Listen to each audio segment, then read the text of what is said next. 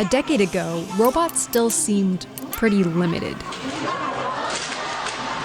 Now, not so much.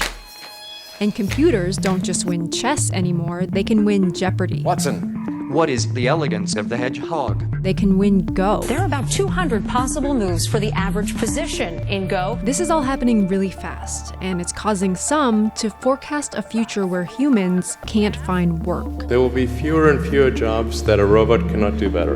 And what are the people going to do? That's the $64,000 question. I believe this is going to be one of the biggest challenges we face in the coming decades. People who are not just unemployed, they are unemployable. But if you ask economists, they tend to have a pretty different view from the futurists and Silicon Valley types. Do you worry that new technologies could cause mass unemployment? Yes. No.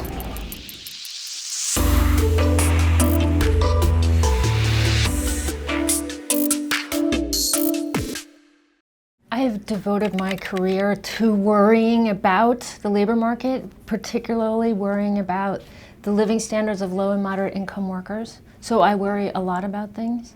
I am not worried about this. One of the reasons a lot of economists are skeptical about robots taking all the jobs is that we've heard that before. There was a spike of automation anxiety in the late 20s, early 1930s, when machines were starting to take over jobs on farms and also in factories. This article from 1928 points out that there were guards who used to open and close the doors on subway trains, and people who took tickets before there were turnstiles. And I just love this quote. It says, "Building materials are mixed like dough in a machine and literally poured into place without the touch of a human hand."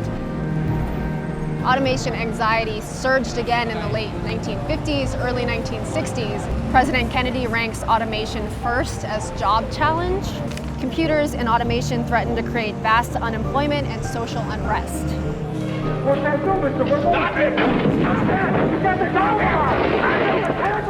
This article from 1958 is about 17,000 longshoremen who were protesting automation on the piers. And if you don't know what longshoremen are, it's because there aren't many of them left. Technology destroyed a lot of those jobs. And yet, we didn't run out of work. This chart shows the percentage of prime-age people with jobs in the US. Ever since women joined the workforce in big numbers, it's stayed around 80% outside of recessions. During this period, technology displaced some 8 million farmers in the US, 7 million factory workers, over 1 million railroad workers, hundreds of thousands of telephone operators. We've lost gas pumpers, elevator attendants, travel agents. Tons of jobs have died, but work persists. What you realize when you look through these old reports is that it's really easy for us to see the jobs being replaced by machines. It's a lot harder to visualize the jobs that come from what happens next.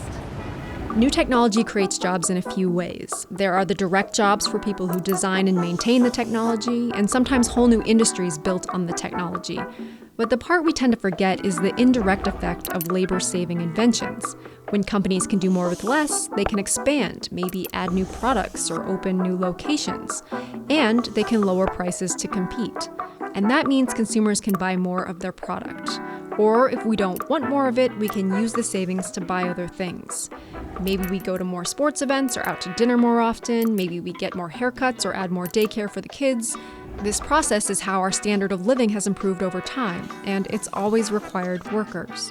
The key sort of economic logic here is automation does indeed displace workers who are doing work that got automated, but it doesn't actually affect the total number of jobs in the economy because of these offsetting effects. Warnings about the end of work tend to focus on this part and not all of this, like a widely cited study from 2013. According to research conducted by Oxford University, nearly half of all current jobs in America, 47% of all our jobs, 47% of U.S. jobs in the next decade or two, according to researchers at Oxford, will be replaced by robots. That study assessed the capabilities of automation technology. It didn't try to estimate the actual extent or pace of automation or the overall effect on employment. Now, all this doesn't mean that the new jobs will show up right away or that they'll be located in the same place or pay the same wage as the ones that were lost. All it means is that the overall need for human work hasn't gone away. Technologists and futurists don't deny that's been true historically, but they question whether history is a good guide of what's to come. fundamentally, the argument is that this time is different. That's what I think. Imagine a form of electricity that could automate all the routine work. I mean, that's basically what we're talking about here. And so it's going to be across the board. And it is easy to underestimate technology these days. In a 2004 book, 2 economists assessed the future of automation and concluded that tasks like driving in traffic would be enormously difficult to teach to a computer. That same year, a review of 50 years of research concluded that human-level speech recognition has proved to be an elusive goal. And now? Okay, Google. How many miles has Google's autonomous vehicle driven? According to Recode, that's because the company announced its self-driving car project, which was created in 2009, has racked up over 2 million miles of driving experience. This is the textbook chart of advancement in computer hardware. It's the number of transistors that engineers have squeezed onto a computer chip over time. Already pretty impressive, but notice that this isn't a typical scale. These numbers are increasing exponentially. On a typical linear scale, it would look more like this. It really is hard to imagine this not being massively disruptive. And as the authors of The Second Machine Age point out, processors aren't the only dimension of computing that has seen exponential improvement. The idea of acceleration in your daily life, when do you encounter that? When maybe in a car for a few seconds, in an airplane for seconds again. The idea that something can accelerate for decades, literally just continuously, is just not something that we deal with. I mean, we think in straight lines. But even though there's been all this innovation, it's not showing up in the data. If we were seeing this big increase in automation, we would see productivity growing much more rapidly now than it usually does. And we are instead seeing the opposite. Labor productivity is a measure of the goods and services we produce divided by the hours that we work. Over time, it goes up. We do more with less labor. We're more efficient. If we were starting to see a ton of labor-saving innovation, you'd expect this line to get steeper.